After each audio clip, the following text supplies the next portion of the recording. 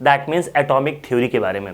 Atomic theory के क्या करेंगे आज, बेसिक से लेके स्टैंडर्ड लेवल तक हर चीज आज इस चैप्टर में पूरा का पूरा डील कर लेंगे। जो भी इंपॉर्टेंट क्वेश्चन होंगे वो आपको मैं 1 बाय 1 करा दूंगा, इसकी आप टेंशन नहीं लीजिए। ये है एटॉमिक थ्योरी। क्या है एटॉमिक थ्योरी? इसके पहले जो फर्स्ट चैप्टर था वो था मैटर वाला था। क्या था? मैटर सराउंडिंग अस। तो मैटर के बारे में मैं आपको बता दिया था कि anything that occupy space and having some mass is called matter. That means दुनिया में वो चीज जो कोई जगह घेरे और उसके पास कुछ अपना मास हो, वो क्या है? मैटर है। ये तो आप क्लियर कर चुके हो। दुनिया में हर चीज क्या है? एक जैसी क्या है? मैटर ही है कि नहीं? मैटर के टाइप आपने पढ़ा था, 3 टाइप बेसिकली आपने पढ़ा था, सॉलिड, लिक्विड और गैस, और 2 एक्स्ट्रा ऐड हो गए थे, कौन? प्लाज्मा और बोस-आइंस्टीन कंडेंसेट। वो तो आप पढ़ चुके थे। मान लीजिए हमारे कपड़ा है, ये भी क्या है? एक एटम ही है। क्या है? एक क्या है? मैटर है। क्या है? मैटर है। तो मैटर का सबसे जो इंपॉर्टेंट पॉइंट है हम पढ़ेंगे उसका स्मॉलेस्ट पार्ट। तो मैटर का सबसे स्मॉलेस्ट पार्ट लिया गया और वो था एटम। क्या था? एटम था। चलिए स्टार्ट करते हैं। मैटर का सबसे छोटा पार्ट क्या था? एटम था। तो सबसे छोटा पार्ट हमने लिख दिया, क्या? एटम को लिख दिया। उसके बाद हमने ये किया, इसको ब्रेक किया। तो first word is A and second word is Tom. That means A means होता है, आपको पता है ए मीन्स होता है नॉट, और टॉम मीन्स होता है क्या? कट। टॉम मीन्स क्या होता है? Cut. That means not cut. That means atom is smallest particle which can not divided further into 2 और मोर पार्ट्स। ये कहा गया कि एटम किसी मैटर का वो स्मॉलेस्ट पार्टिकल है, वो स्मॉलेस्ट पार्ट है जिसको दोबारा हम क्या कर सकते हैं? ब्रेक नहीं कर सकते हैं। और ये थ्योरी सही भी थी। ये थ्योरी बहुत सालों तक चलती है कि एटम क्या है? मैटर का सबसे स्मॉलेस्ट पार्टिकल है जिसको हम क्या कर सकते हैं? डिवाइड नहीं कर सकते। यहां तक क्लियर है आपको? ए आपको पता है ना, ए क्लास में प्रेजेंट रहते हैं। प्रेजेंट्स अगर एब्सेंट है, बच्चा नहीं है, तो एब्सेंट बोलते हैं। That means a word represent not, Tom represent cut, that means not cut. ये बात चलती गई। उसके बाद कुछ दिनों बाद क्या हुआ कि फर्दर ये पता लगा लिया गया कि एटम को भी क्या कर सकते हैं? हम डिवाइड कर सकते हैं। क्योंकि बहुत दिनों तक ये थ्योरी चलती आ रही थी कि एटम को हम डिवाइड नहीं कर सकते, बट ये बात पता चल गई कि एटम को भी क्या कर सकते हैं? हम डिवाइड कर सकते हैं। दैट मीन्स मैटर का स्मॉलेस्ट पार्टिकल है एटम, और उस एटम को भी हम क्या कर सकते हैं? डिवाइड कर सकते हैं।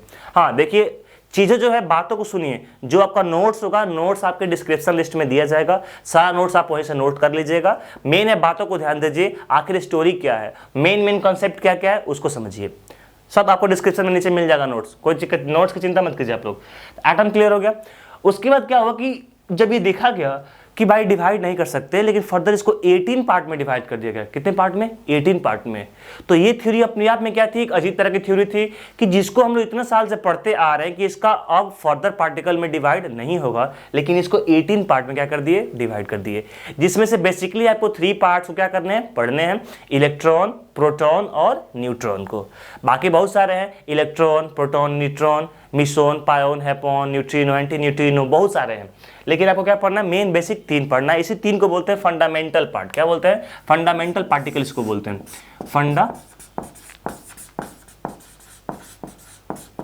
ये फंडामेंटल पार्टिकल्स है। क्या है? फंडामेंटल पार्टिकल्स है। फंडामेंटल पार्टिकल्स में क्या क्या आ गए? फंडामेंटल पार्टिकल्स में आ जाएंगे आपके कौन कौन? तो पहला था हमारा कौन? इलेक्ट्रॉन था। क्या था? इलेक्ट्रॉन। दूसरा हमारा था प्रोटॉन। क्या था? प्रोटॉन।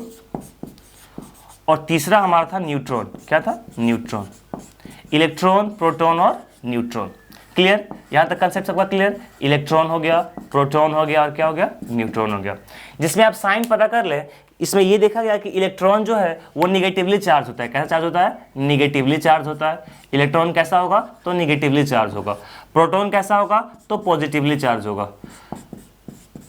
ये पॉजिटिवली चार्ज होगा। और जो साइन ऑफ न्यूट्रॉन होगा, न्यूट्रॉन जो होता है वो न्यूट्रल होता है। क्या होता है? न्यूट्रल। न्यूट्रॉन का साइन आपसे कोई पूछ दे तो ये होता है न्यूट्रल। इतना बात आप याद रखेंगे। 3 फंडामेंटल पार्टिकल है कौन कौन? इलेक्ट्रॉन, प्रोटॉन और न्यूट्रॉन। जिसमें इलेक्ट्रॉन का साइन कैसा है? निगेटिव है। प्रोटॉन का साइन कैसा है? पॉजिटिव है। और न्यूट्रॉन क्या है? न्यूट्रॉन न्यूट्रल है। न्यूट्रल कहने का मतलब ये होता है कि उसमें ना ही ये पॉजिटिव है ना ही ये निगेटिव है। ये 1 बाय 1 डिस्कवरी इसकी हुई। क्या हुई? इसकी डिस्कवरी 1 बाय हुई। लेकिन हमने क्या किया? इसको अभी जस्ट लिख दिया रिमेंबर करने के लिए। तो इनके इन्वेंटर के नाम भी आपसे पूछ लेता है। तो इलेक्ट्रॉन के इन्वेंटर कौन है? इलेक्ट्रॉन के इन्वेंटर है जे थॉमसन। कौन है? J Thomson. याद कर लेना, जे थॉमसन है इलेक्ट्रॉन के इन्वेंटर।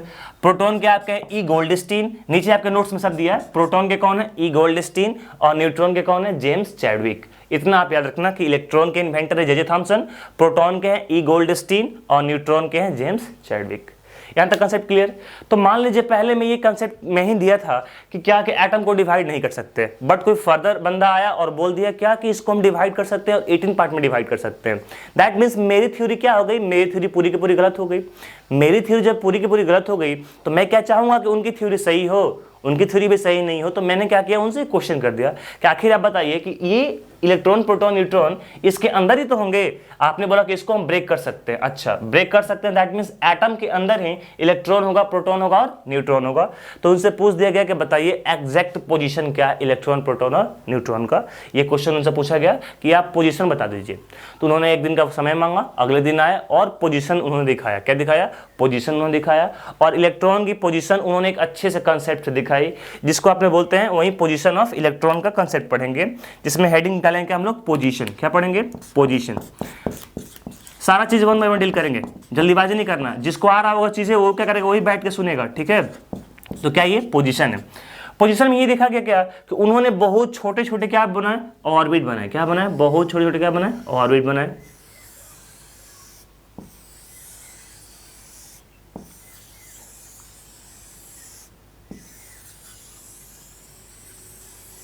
उन्होंने क्या किया? बहुत छोटा छोटा ऑर्बिट बनाया। कहा कि देखिए एटम को जब हम लोग क्या करेंगे? माइक्रोस्कोप से देखेंगे एटम को, तो एटम के अंदर कुछ ऐसा स्ट्रक्चर हमको दिख रहा है। एटम के अंदर ऐसा स्ट्रक्चर दिख रहा है, तो बोले ये क्या है? तो उन्होंने बोला कि देखिए जो ये गोल गोल में बनाया हूं इसको हम लोग बोलते हैं ऑर्बिट। क्या बोलते हैं? ऑर्बिट बोलते हैं। क्या बोलते हैं? ऑर्बिट। इसी को हम सेल भी बोलते हैं। क्या बोलते हैं? सेल भी बोलते हैं। और इसी को हम लोग एनर्जी लेवल ही बोलते हैं। क्या बोलते हैं? एनर्जी लेवल ही बोलते हैं। तो जो ये राउंड राउंड सर्कुलर टाइप का ऑर्बिट बनाया है, इसको 3 नाम से जानते हैं। पहला है ऑर्बिट, इसको सेल भी बोल सकते हैं और इसको एनर्जी लेवल ही बोल सकते हैं। जो सबसे अंदर वाला पार्ट था, जो सबसे अंदर वाला पार्ट था, उसको उन्होंने बोला कि ये है हमारा न्यूक्लियस। क्या हमारा? ये है हमारा न्यूक्लियस। और आपने सेल चैप्टर में पढ़ा था क्या कि न्यूक्लियस सबसे इंटरनल पार्ट होता है। तो ये क्या है? हमारा न्यूक्लियस। और उन्होंने बोला कि न्यूक्लियस के अंदर ही कौन रहता है? प्रोटॉन और न्यूट्रॉन रहता है। न्यूक्लियस के अंदर कौन रहता है? प्रोटॉन और न्यूट्रॉन। और जो इलेक्ट्रॉन होता है, और जो इलेक्ट्रॉन होगा वो क्या करता है? रिवॉल्व करता है। वो क्या करता है? रिवॉल्व करता है, घूमते रहता है। इलेक्ट्रॉन क्या करता रहता है? घूमते रहता है। किसमें? तो ऑर्बिट में। तो पोजीशन के बारे में उन्होंने यही कंसेप्ट दिया था। पोजीशन के बारे में उन्होंने क्या कंसेप्ट दिया था? यही कंसेप्ट दिया था कि देखिए अगर पोजीशन ऑफ इलेक्ट्रॉन, प्रोटॉन और न्यूट्रॉन के बारे में बात करें तो इलेक्ट्रॉन क्या करता है? ऑर्बिट में, डिफिनिट ऑर्बिट में क्या करता रहता है? घूमते रहता है। कौन? इलेक्ट्रॉन क्या करता है? डिफिनिट ऑर्बिट में घूमते रहता है। प्रोटॉन और न्यूट्रॉन न्यूक्लियस के अंदर रहते हैं। कहाँ रहते हैं? न्यूक्लियस के अंदर रहते हैं। कौन? प्रोटॉन और न्यूट्रॉन। और इलेक्ट्रॉन क्या करता है? ऑर्बिट के बाहर घूमते रहता है। फिर बोला कि अच्छा ये जो ऑर्बिट है इसकी कुछ नेमिंग की गई है क्या? तो हाँ, इस ऑर्बिट की नेमिंग की गई थी। जो फर्स्ट ऑर्बिट था हमारा उसको के सेल बोला गया। कैसे सेल? के सेल। उसके बाद एल सेल, उसके बाद एम सेल और उसके बाद एन सेल। आप बोलेंगे अब के एलिमेंट क्या है? तो देखिए के एलिमेंट जस्ट लाइक एक नंबरिंग की गई थी उस टाइम की कि के को ही बोलते हैं हम लोग कैसे सेल। तो के जो था हमारा ये फर्स्ट सेल था, एल जो था हमारा सेकेंड सेल, एम जो था थर्ड सेल और एन जो था वो फोर्थ सेल था। Concept clear? तो अभी तक हमने ये पढ़ा कि एटम को डिवाइड कर दिया गया था। मेन फंडामेंटल पार्ट हमारे इलेक्ट्रॉन, प्रोटॉन और न्यूट्रॉन है। प्रोटॉन और न्यूट्रॉन न्यूक्लियस के अंदर है और इलेक्ट्रॉन क्या करता है? चारों तरफ रिवॉल्व करता है। इलेक्ट्रॉन चारों तरफ रिवॉल्व करता है डिफिनिट ऑर्बिट में, जिसको सेल बोलते हैं, जिसको क्या बोलते हैं? एनर्जी लेवल बोलते हैं। और जो प्रोटॉन और न्यूट्रॉन है, जो प्रोटॉन और न्यूट्रॉन है हमारा, प्रोटॉन प्लस जो हमारा न्यूट्रॉन है, इसको कंबाइनली कॉल्ड,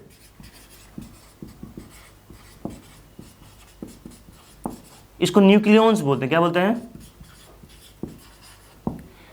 क्योंकि ये न्यूक्लियस के अंदर है इसलिए इस दोनों को अगर कंबाइन कर देंगे तो दोनों को मिलाकर हम क्या बोल सकते हैं? न्यूक्लियॉन्स बोल सकते हैं। तो प्रोटॉन और neutron is combinedly called nucleons.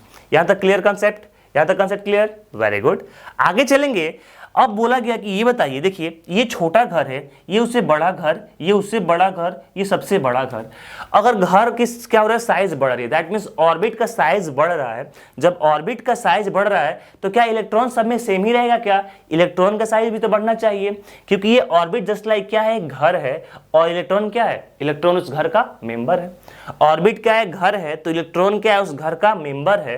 तो इलेक्ट्रॉन की संख्या भी क्या होनी चाहिए, ऑर्बिट के अनुसार बढ़नी चाहिए, क्योंकि क्या है, ऑर्बिट का साइज बढ़ रहा है, दैट मीन्स इलेक्ट्रॉन की संख्या भी बढ़नी चाहिए, नंबर ऑफ इलेक्ट्रॉन भी बढ़ने चाहिए। उन्होंने बोला हाँ बढ़ने चाहिए, और उन्होंने क्या किया, एक फॉर्मूला दिया जिससे इलेक्ट्रॉन की संख्या आप फाइंड कर सकते हो किसी भी ऑर्बिट में।